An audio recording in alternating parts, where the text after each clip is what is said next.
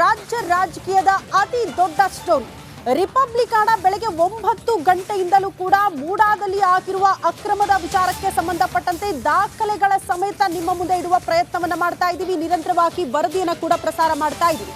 ರಿಪಬ್ಲಿಕನ್ದಲ್ಲಿ ಅತಿ ದೊಡ್ಡ ಸ್ಫೋಟಕ ಸ್ಟೋರಿ, ಮೂಡ ಅತಿ ದೊಡ್ಡ ಟ್ವಿಸ್ಟ್, ತಲೆದಂಡ ಫೇಕ್ಸ್. ಮೂಡ ಸ್ಕ್ಯಾಮ್ನಲ್ಲಿ ಎಂದೂ ನೋಡದ ದಾಖಲೆ ರಿಪಬ್ಲಿಕನ್ದಲ್ಲಿ ಬೆಳಗ್ಗೆ 9 ಗಂಟೆಯಿಂದಲೂ ಕೂಡ ನಿರಂತರವಾಗಿ ರಿಪಬ್ಲಿಕನ್ ಈ ಕುರಿತು ದಾಖಲೆಗಳ ಸಮೇತ ವರದಿಯನ್ನ ಪ್ರಸಾರ ಮಾಡ್ತಾ ಇದೆ. ಇಲ್ಲಿ ಎಕ್ಸ್ಪೋಸ್ ಆಗಿದ್ದು ಯಾರು ಗೊತ್ತಾ?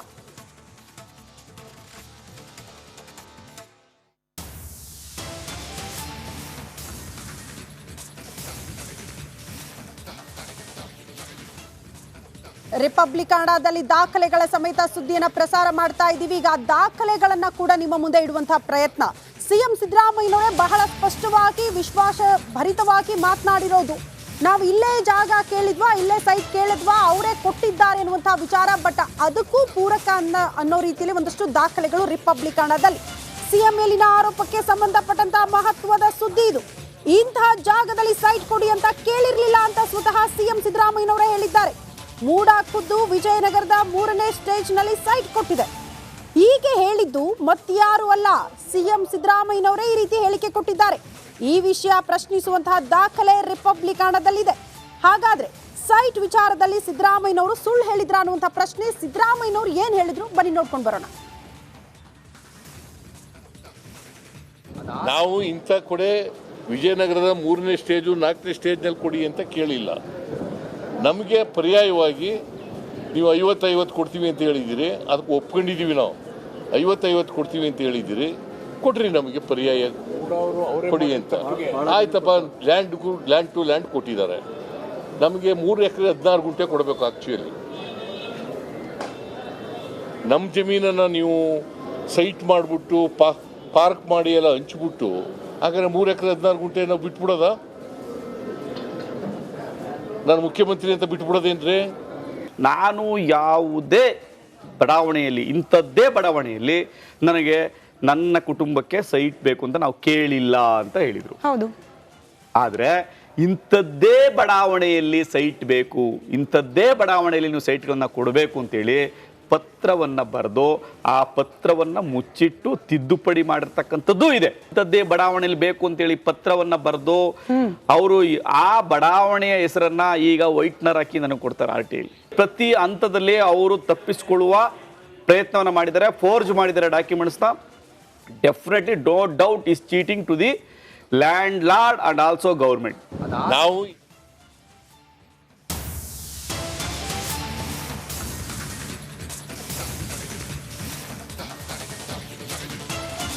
ಸಿದ್ದು ಪತ್ನಿ ಅಧಿಕಾರಿಗಳಿಗೆ ಬರೆದಿದ್ದಾರೆ ಎನ್ನಲಾಗಿರುವ ಪತ್ರ ರಿಪಬ್ಲಿಕನ್ದಲ್ಲಿ.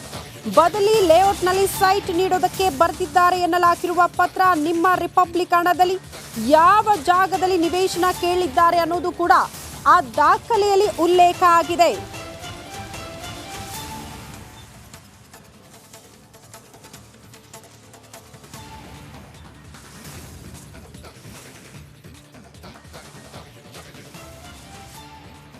ಸಿದ್ದು ಪತ್ನಿ ಅಧಿಕಾರಿಗಳಿಗೆ ಬರೆದಿದ್ದಾರೆ ಎನ್ನಲಾಗಿರುವಂತಹ ಪತ್ರ ರಿಪಬ್ಲಿಕನ್ದಲ್ಲಿ ಈಗ ಸ್ಕ್ರೀನ್ ಮೇಲೆ ನಾವು ಗಮನಿಸ್ತಾ ಇದ್ದೀವಿ.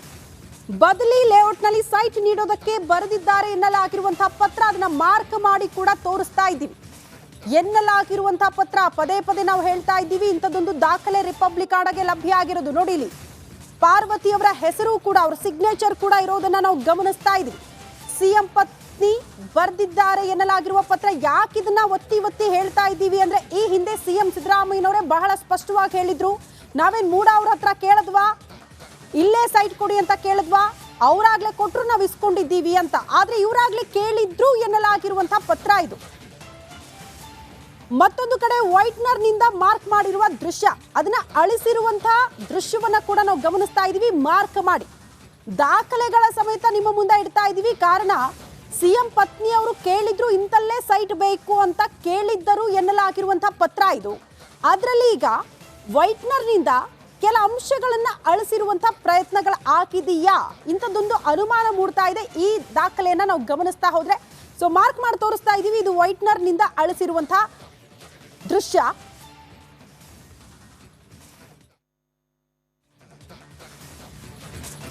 ಮೂಡ ಹಗರಣದ ಅತಿ ದೊಡ್ಡ ಸುದ್ದಿ ನಿಮ್ಮ ರಿಪಬ್ಲಿಕ್ ಕನ್ನಡದಲ್ಲಿ ನಿರಂತರವಾಗಿ ಫಾಲೋ ಅಪ್ ಮಾಡ್ತಾ ಇದ್ವಿ. ದಾಖಲೆಯನ್ನ ತಿರುಚಿದ್ರ ಅಧಿಕಾರಿಗಳು ಅನ್ನೋದು ಪ್ರಶ್ನೆ. ನಿವೇಶನದ ಹೆಸರಿದ್ದ ದಾಖಲೆಗೆ ವೈಟ್ನರ್ ಅನ್ನ ಹಾಕಲಾಗಿದೆ. ವೈಟ್ನರ್ ಹಾಕಿ ದಾಖಲೆಯನ್ನ ತಿರುಚಿದ್ಯಾರು? ಹಾಗಾದ್ರೆ ಆ ಪ್ರಯತ್ನ ಯಾರಿಂದ ಆಯ್ತು? ಈ ಪ್ರಶ್ನೆ ಇದೆ. ರಿಪಬ್ಲಿಕ್ ಕನ್ನಡದಲ್ಲಿ ಮೊದಲು ಸುದ್ದಿ ಬ್ರೇಕ್ ಆಯ್ತು. ನಮ್ಮ ವರದಿಯ ಬಳಿಕ ರಾಜಕೀಯ ವಲಯದಲ್ಲಿ ದೊಡ್ಡ ಮಟ್ಟದ ಸಂಚಲನ ಕೂಡ ಸೃಷ್ಟಿಯಾಗಿದೆ.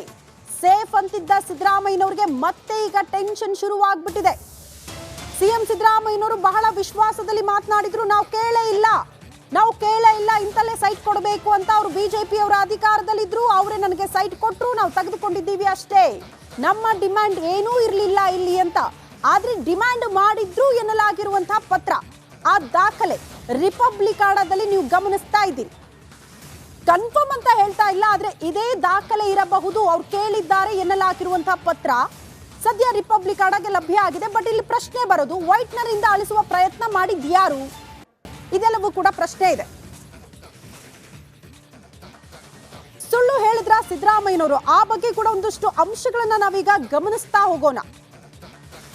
ನೋಡಿ, ಸುಳ್ಳು ಹೇಳಿದ್ರ ಸಿದ್ದರಾಮಯ್ಯನವರು ಅನ್ನುವಂಥದ್ದು ಪ್ರಶ್ನೆ. ಕಾರಣ ಮೊದಲ ಹಂತವಾಗಿ ಯಾಕಿಂತದ್ದೊಂದು ಅನುಮಾನ ಬರುತ್ತೆ ಅಂದ್ರೆ, ವಿಜಯನಗರದಲ್ಲೇ ಸೈಟ್ ನೀಡುವಂತೆ ನಾವು ಕೇಳಿಲ್ಲ ಅನ್ನೋದನ್ನ ಸಿಎಂ ಸಿದ್ದರಾಮಯ್ಯನವರು ಹೇಳಿದ್ದಾರೆ.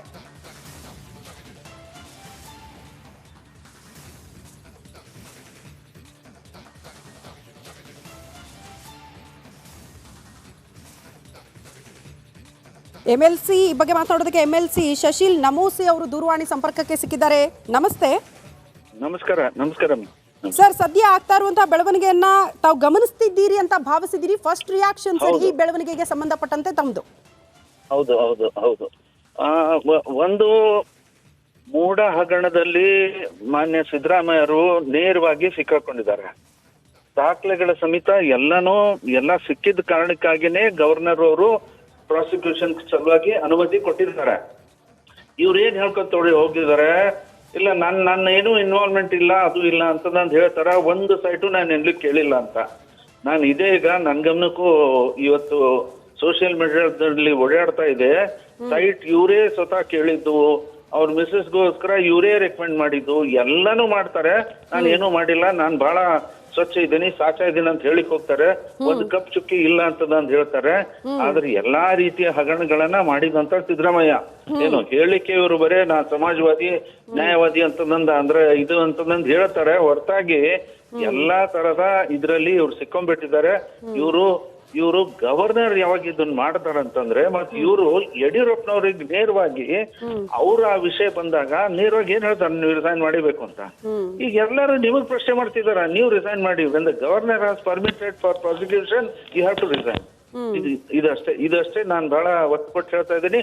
ನೀವು ಎಲ್ಲಿ ಸೈಟ್ ಕೇಳಿಲ್ಲ ಅಂತ ಹೇಳಿದ್ರೆ ಇದೊಂದು ಒಳ್ಳೆ ಉದಾಹರಣೆ. ಶಶಿಲ್ ಸರ್, ಈಗ ಒಂದು ದಾಖಲೆ ಸಿಕ್ತಲ್ಲ, ಅಲ್ಲಿ ವೈಟ್ನರ್ ಹಾಕಿ ಕೆಲವೊಂದನ್ನ ಅಳಿಸಿ ಹಾಕುವ ಪ್ರಯತ್ನ ಆಗಿದೆ ಅನ್ನುವಂತ ಆರೋಪ ಇದೆಯಲ್ಲ.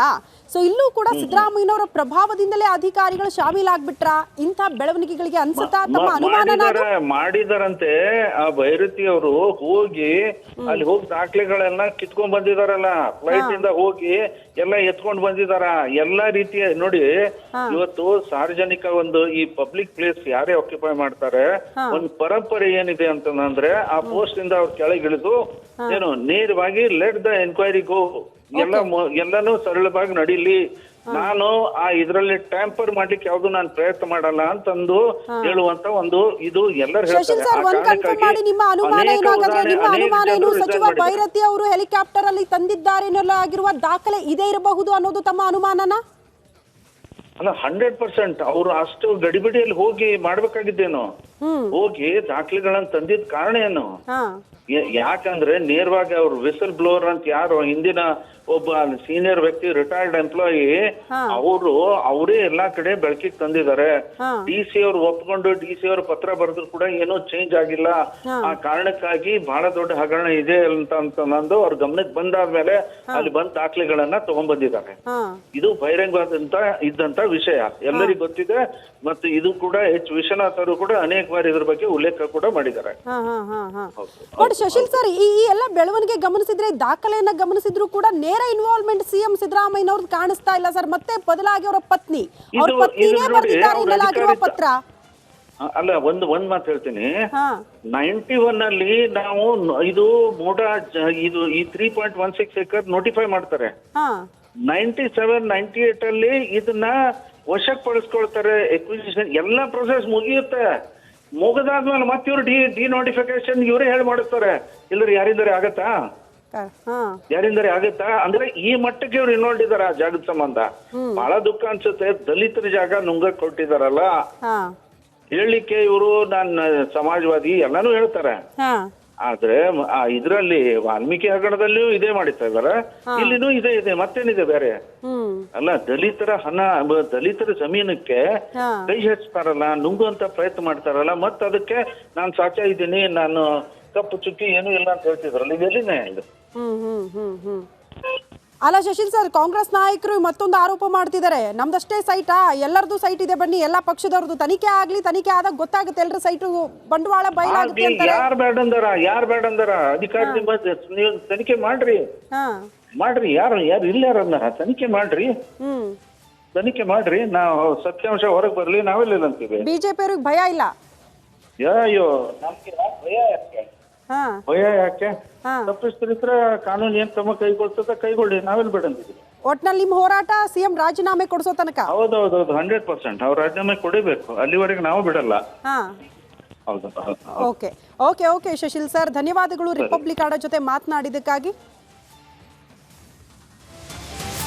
ಮತ್ತೊಂದು ಅಪ್ಡೇಟ್ ಲಭ್ಯವಾಗ್ತಾ ಇದೆ.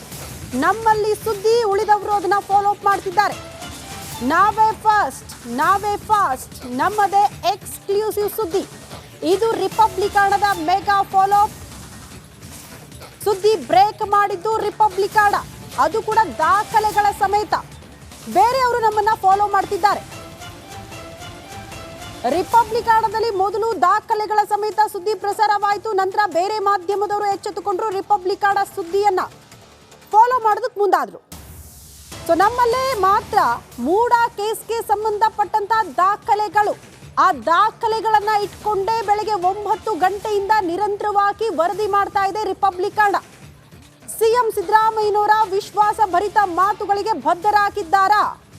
ಅದಕ್ಕೆ ಈಗಲೂ ಕೂಡ ಅವರು ಬದ್ಧರ? ಈ ದಾಖಲೆಗಳನ್ನ ಗಮನಿಸಿದ ಮೇಲೂ ಕೂಡ, ಯಾಕಂದ್ರೆ ಸಿಎಂ ಪತ್ನಿನೇ ಬರೆದಿದ್ದಾರೆ ಎನ್ನಲಾಗಿರುವಂತಹ ದಾಖಲೆ ರಿಪಬ್ಲಿಕಾಣಕ್ಕೆ ಲಭ್ಯವಾಗಿದೆ. ವೈಟ್ನರ್ ಹಾಕೋ ಮೂಲಕ ಕೆಲ ಅಂಶಗಳನ್ನ ಕೂಡ ಅಳಿಸುವ ಪ್ರಯತ್ನ ಆಗಿದೆ. ಈಗ ಅವರ ರಿಯಾಕ್ಷನ್ ಏನಾಗಿರುತ್ತೆ ಅನ್ನೋದು ಸದ್ಯ ಇರುವಂತಹ ಕುತೂಹಲ. ಸಿಎಂಗೆ ರಿಪಬ್ಲಿಕಾಣ ಒಂದಷ್ಟು ಪ್ರಶ್ನೆಗಳನ್ನ ಮುಂದಿಡ್ತಾ ಇದೆ. ಈ ಎಲ್ಲ ಬೆಳವಣಿಗೆ ಆದ ಬಳಿಕ, ದಾಖಲೆಗಳನ್ನ ಮುಂದಿಟ್ಟ ಬಳಿಕ ಮೊದಲ ಪ್ರಶ್ನೆ, ಸಿದ್ದು ಪತ್ನಿ ಬರೆದಿದ್ದಾರೆ ಎನ್ನಲಾಗಿರುವಂತಹ ಪತ್ರ, ಅದನ್ನ ವೈಟರ್ನಿಂದ ಅಳಿಸಿದ್ಯಾಕೆ? ಸೈಟ್ ಮೂಡ ಅಲಾಟ್ ಮಾಡಿತ್ತಾ ಅಥವಾ ಇವರೇ ಕೇಳಿದ್ರಾ ಅನ್ನೋದು ಪ್ರಶ್ನೆ. ನಿವೇಶನದ ಹೆಸರಿನ ಮೇಲೆ ವೈಟ್ನರ್ ಹಾಕಿದ್ದು ಯಾಕೆ? ಇದು 3ನೇ ಪ್ರಶ್ನೆ. ಅದ್ರ ಬಗ್ಗೆ ಒಂದು ಕ್ಲಾರಿಟಿ ಸಿಗಬೇಕಾಗುತ್ತೆ. 4ನೇ ಪ್ರಶ್ನೆ, ಜೂನ್ 2014ರಲ್ಲಿ ಬರೆದಿದ್ದ ಪತ್ರದ ಮೇಲೆ ಆ ಅಂಶಗಳು ಕೂಡ ಅಲ್ಲಿ ಉಲ್ಲೇಖ ಆಗುತ್ತೆ. 2014ರಲ್ಲಿ ಸಿದ್ದರಾಮಯ್ಯನವರೇ ಮುಖ್ಯಮಂತ್ರಿ ಆಗಿದ್ರು, ಹಾಗಾಗಿ ಅವರೇ ಒಂದಷ್ಟು ಕ್ಲಾರಿಟಿಯನ್ನು ಕೊಡಬೇಕಾಗುತ್ತೆ ಈ ಎಲ್ಲ ಬೆಳವಣಿಗೆಗೆ ಸಂಬಂಧಪಟ್ಟಂತೆ.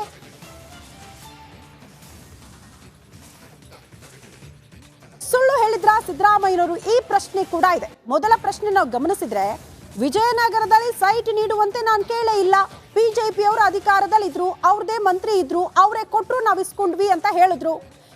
ಅದೇ ರೀತಿ ಎರಡನೇ ಅನುಮಾನ ಬರೋದು, 2001ರಲ್ಲೇ ಸೈಟ್ ಆಗಿದ್ದು 2011ರಲ್ಲಿ ಕೃಷಿ ಭೂಮಿ ಅಂತ ಹೇಳಿದ್ರು. 2001ರಲ್ಲಿ ಸೈಟ್, 2011ರಲ್ಲಿ ಕೃಷಿ ಭೂಮಿ ಅಂತ ಕೂಡ ಅಲ್ಲಿ ಉಲ್ಲೇಖ ಆಗಿದೆ. 3ನೇ ಅನುಮಾನ, ಪಾರ್ವತಿ ಸಿದ್ದರಾಮಯ್ಯನವರಿಗೆ 2 ಸೈಟ್ ಮಾತ್ರ ನೀಡಬೇಕಾಗಿತ್ತು ಆ ನಿಯಮದ ಪ್ರಕಾರ, ಬಟ್ ಕೊಟ್ಟಿದ್ದೆಷ್ಟು? 14 ಸೈಟ್ಗಳು. ಯಾರ ಪ್ರಭಾವ ಬಳಸಿ ಆ ಸೈಟ್ಗಳನ್ನು ಪಡೆದುಕೊಳ್ಳಲಾಗಿದೆ? ಈ ಪ್ರಶ್ನೆ ಇದೆ. ಹಾಗಾಗಿ ಸುಳ್ಳು ಹೇಳ್ಬಿಟ್ರ ಸಿದ್ದರಾಮಯ್ಯನವರು ಅನ್ನುವಂಥ ಅನುಮಾನಗಳಿದೆ. 50-50 ಅನುಪಾತದಲ್ಲೇ ಸೈಟ್ ಕೇಳಿಲ್ಲ ಅಂತ ಸಿದ್ದರಾಮಯ್ಯನವರು ಹೇಳಿದ್ರು. ಅವರೇ ಬಹಳ ಸ್ಪಷ್ಟವಾಗಿ ಪುನರುಚ್ಚರಿಸಿದ್ದಾರೆ ಈ ವಿಚಾರವನ್ನ. 1997ರಲ್ಲೇ ಸಿಎಂ ಪತ್ನಿಗೆ 3 ಲಕ್ಷ ರೂಪಾಯಿ ಪರಿಹಾರದ ಹಣ. 1997ರಲ್ಲೇ ಸಿಎಂ ಪತ್ನಿಗೆ 3 ಲಕ್ಷ ರೂಪಾಯಿ ಪರಿಹಾರ ಹಣ. ಸೈಟ್ ಇದ್ರೂ ಕೂಡ ದೇವನೂರು ಬಡಾವಣೆಯಲ್ಲಿ ಬದಲಿಗೆ ಬೇರೆಡೆ ಸೈಟ್ ಕೇಳಿದ್ರಾ? ಈ ಪ್ರಶ್ನೆ ಇದೆ. ನಾವು ಕೇಳಿಲ್ಲ ಅಂತಿದ್ದಾರೆ, ಬಟ್ ಅಲ್ಲೇ ಮೂಡಾದವರೇ ಕೊಟ್ಟರು ಅಂತ ಹೇಳ್ತಿದ್ದಾರೆ. ಮೂಡಾದವ್ರನ್ನ ಕೊಟ್ಟಿಲ್ಲ ಅಂತಾರೆ. ಅಂದ್ರೆ ಬಿಜೆಪಿ ನಾಯಕರು ನಾವು ಕೊಡ್ಲಿಲ್ಲ, ಅವರ ಪ್ರಭಾವ ಬಳಸಿದ್ದಾರೆ, ಅಧಿಕಾರಿಗಳ ಮೇಲೆ ಅವರ ಪ್ರಭಾವ ಬಳಸಿ ಇಸ್ಕೊಂಡಿದ್ದಾರೆ ಅನ್ನುವಂಥ ಆರೋಪ. ಹಾಗಾಗಿ ಅದಕ್ಕೆ ಸಂಬಂಧಪಟ್ಟಂತ ಒಂದಷ್ಟು ಕ್ಲಾರಿಟಿಯನ್ನ ಸಿಎಂ ಸಿದ್ದರಾಮಯ್ಯನವರೇ ಕೊಡಬೇಕಾಗತ್ತೆ. ಇದಿಷ್ಟು ಅನುಮಾನಗಳು ಸಿಎಂ ಸಿದ್ದರಾಮಯ್ಯನವರ ಹೇಳಿಕೆಯಿಂದ ಬಂದಿರುವಂತ ಅನುಮಾನಗಳಂದ್ರೆ ಸುಳ್ಳು ಹೇಳ್ಬಿಟ್ರ ಸಿದ್ದರಾಮಯ್ಯನವರು ಈ ಮೂಡಾ ವಿಚಾರದಲ್ಲಿ, ಈ ಸೈಟ್ ವಿಚಾರದಲ್ಲಿ ಅನ್ನುವಂಥ ಪ್ರಶ್ನೆಗಳಿದೆ. ಹಾಗಾಗಿ ಇದೆಲ್ಲದಕ್ಕೂ ಕೂಡ ಸಿಎಂ ಸಿದ್ದರಾಮಯ್ಯನವರೇ ಕ್ಲಾರಿಟಿ ಕೊಡಬೇಕಾಗುತ್ತೆ.